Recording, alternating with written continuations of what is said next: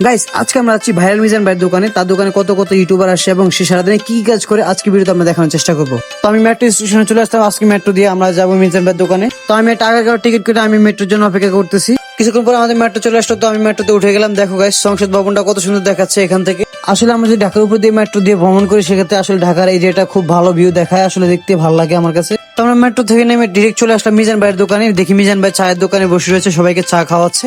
Guys, আপনারা কিন্তু অনেকে জানেন না, মিজান ভাই কিন্তু আমাদের চাঁদপুর জেলার। সেদিন নাস্তা খেতে আসছিল। দেখো গাইস, আমার পাশে বসছে, এতটা ভাইরাল পারসন আমার পাশে বসা আমি দেখে খুবই অবাক হয়ে গেলাম। সে নাস্তা শেষ করে আবার কাজে লেগে গেল। সে আসলে সবসময় কাজের মধ্যে থাকে, যা দেখলাম আজকে। দেখো গাইস, কাজে ফাঁকে ফাঁকে সবার সাথে কথা বলতেছি মিলেমিশে। আজকে দেখছি মিজান ভাই সবাইকে ইসলামিক বই দিচ্ছে, এটা কারা দিচ্ছে আই ডোন্ট নো। তো তার দেওয়া ইসলামিক বই আমিও একটা নিলাম, ওটা দেখে খুবই ভালো লাগলো আমার কাছে।